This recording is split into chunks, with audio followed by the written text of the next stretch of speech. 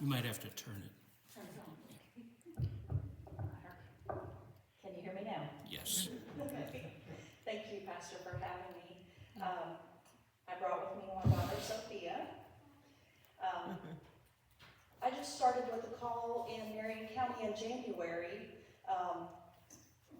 Edie Kate was the original here in Marion County, and then Miss Kara was next, and she is moving on now and going to open her coffee shop bookstore, so here I am. We started with the call in Boone County, and I launched that call in 2014, and God told me my season was over in 2016, and so I've been enjoying being at home and being a wife of almost 36 years, and a mother of 4, 2 of which are at home. I'm a grandparent of 2 as well. We were doing foster care when we lived in Harrison. For 4.5 years we did foster care. We adopted 2. Sophia is our youngest, and then her older brother Jesse. So that's been 13 years ago. So Sophie was 2 at the time. So we've been really blessed with Jesse and Sophia. So just a little bit about the call. I'm just going to be very basic because I don't know how much you know. So I'll just tell you that our mission statement is to educate, equip, and encourage the Christian community to provide a future and a hope for children and youth in foster care in Arkansas. Some of those children just need a home when they are removed from their home, and we'd like to keep them local because, you know, if they're going to our school, we don't want them to have to leave their school and their friends. If they're going to a church locally, we don't want them to have to leave their church. So we're trying to recruit foster homes in our county. At the moment, we have 4 foster homes. We have 2 more in the process that we've trained, and we hope they will open their homes this fall. We did have 5 earlier in the year, but one of those homes adopted, and so they closed their home, which we understand. So some misconceptions about foster care is that I'm too old, and there is no I'm too old. You can be too young, but you can't be too old. Now, there are requirements. If you thought you might be called to foster, you would need to be in good health. That makes sense for caring for children. You need to be financially stable. That's another good thing. And you would need 50 square feet of bedroom space per child. So there's some basic requirements. If you feel called, please talk to me, and I'd love to get you started in the process and see if that's where God is calling you.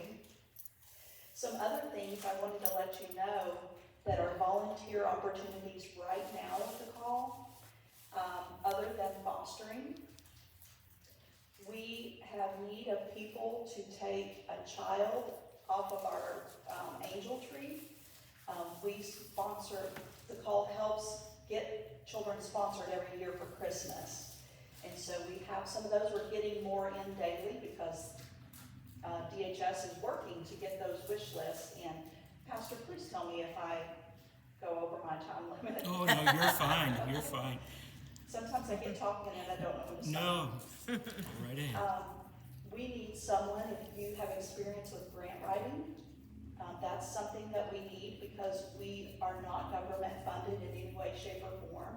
Because we're a faith-based organization, all of our funding comes through grants, individual donors, that kind of thing. We need trainers. We do our own training of foster parents. And so if you have an associate's degree or more and you would like to train adults as part of a team, you wouldn't be doing it alone. It's a weekend. Here in Marion County, it will be twice a year. And we will train you to train. You don't have to figure it out on your own. So if you're interested in that, let me know. We always need help with events that we put on, fundraisers and the like. We have spots on our hospitality team, a delivery team as part of the support system for foster parents. And we always need donors, monthly, one time, or in estate planning. I don't know anything about that. We have a little card here that you can take to your financial planner and they can help you figure that out, because I know nothing. But that is something that we need because, like I said, we are funded by the community and not by the government. So today, I don't think we'll hand those out. I have volunteer forms. If any of those things that I mentioned sound like something you're interested in, please fill out one of these volunteer forms, and then I'll have you come over to our office and we'll sit down and talk. And even if you don't know where you might fit, I can help you find a good place to volunteer. We have some other things up here. The call is now in all 75 counties of the state. And there's some statistics on there that I won't go over, but if you're interested in those, we have some paperwork there. I think that's about it, unless somebody has questions. I will be here after, so please ask anything that you need. What's the update on your house? I'm sorry? The update on your house. Oh, okay. Well, we have loaned a bit. It's not our facility, but I am a dreamer and a planner. And so I've got vision cast for way out there. We're not there yet, but our project right now is fencing for a playground, because the children don't have a safe place to play at our location, and all of the visits for the families are done in our house right now. They don't do any of them at the DHS office, because ours is more like a home. And so we want to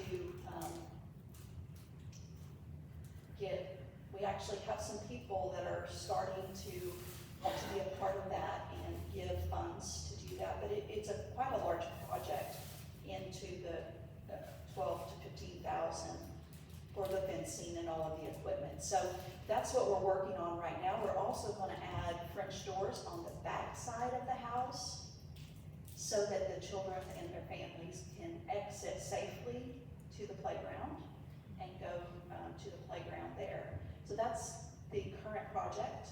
I am having someone to give us an estimate on replacing all of the windows, because they're from 1970 and single pane. And so we want to continue to make it a safe place for the children to visit with their parents and reunify, hopefully.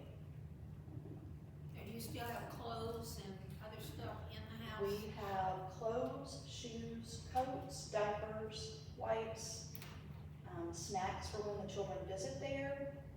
Actually, the school, the FCCLA, is collecting snacks for us right now for that very purpose, for when the children visit at our location.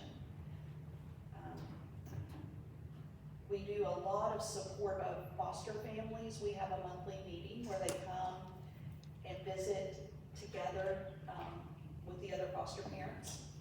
In our location next year, we'll have 4 larger events where it will just be the moms, and then another event for the dads, and another event for the whole family together. So we're really working on supporting the foster families. I realized when I was fostering, there was no call, in our area at least, and we could have used that extra support. And so we do. Also, I don't think I mentioned it, prayer team is a big need right now. Karen Carter is our prayer team coordinator, and she will send out a prayer list, prayer request. I think she's doing it daily. I know she does to our leadership team. If you're interested in that, that's a big need as well. But we do pray for the foster parents, obviously the children as well.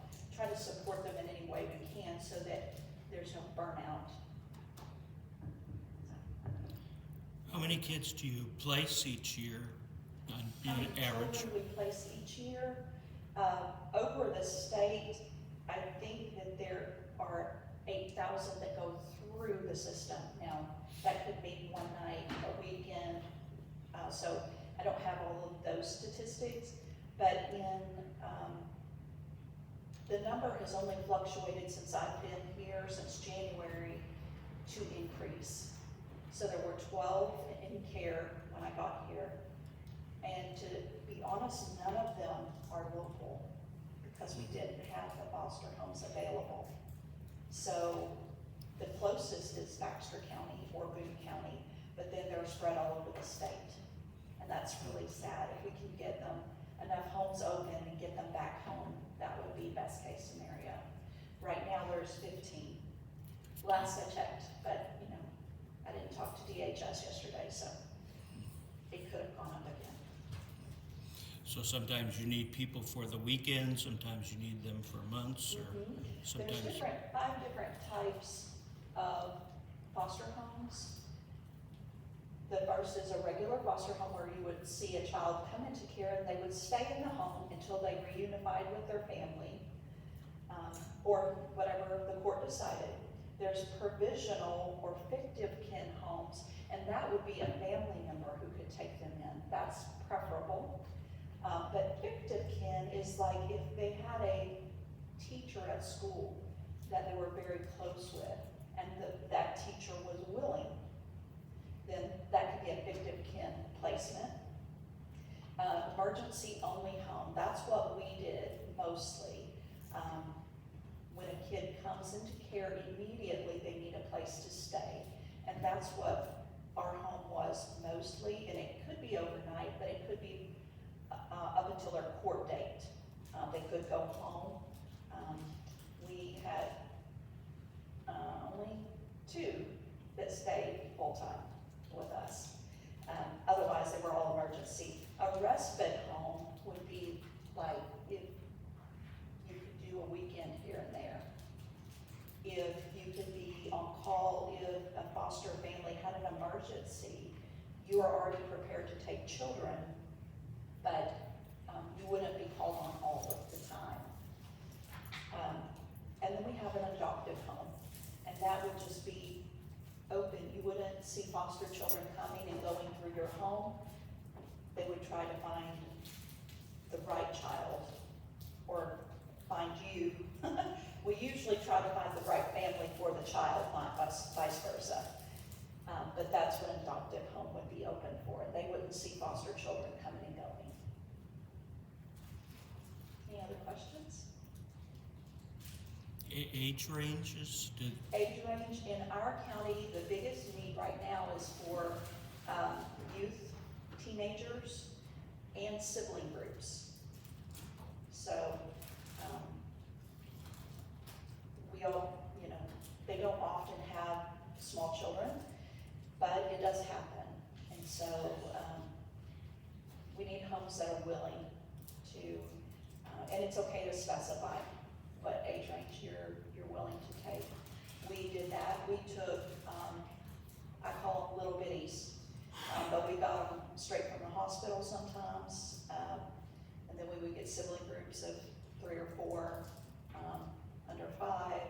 You know, we tried to stick with that. We did have some teenagers when it was needed, but mostly we did little bitties. But we were in Boone County, and it's a different demographic over there, so. Right now, where are the ones from Marion County? Are they having to go off, you said off to other counties? Yes, Do they stay in our part of the state, or are they? if possible. They try very hard when they're calling around, but with the lack of foster homes, they could be in South Arkansas. They do their very best, but they're working with who's open and who is not already full, because you may have 20 foster homes in Baxter or Boone County, but they may all be full. And so they have to go out further and further until they find a placement for them. So it's very sad, but that's our main objective, is to recruit foster homes. Our goal for 2026 is 8 new foster homes for Marion County and 8 new adoptive homes. We want to have 20 partner churches like yours. You're already on our list. We've met with your pastor, and he's been very gracious to invite us and be supportive with allowing us to use your facilities when needed. That's another thing, we're gonna be wrapping the gifts right here on December 9th. If you wanna join us and help us wrap the gifts for the children, that would be wonderful. I think it's at 10 a.m. is what we said. We're also working on corporate sponsorships. And so I've got a lady that God is building the team out, and he just sent a donor development person. And so she's working on corporate sponsorships. And so those are my goals, basic goals for 2026.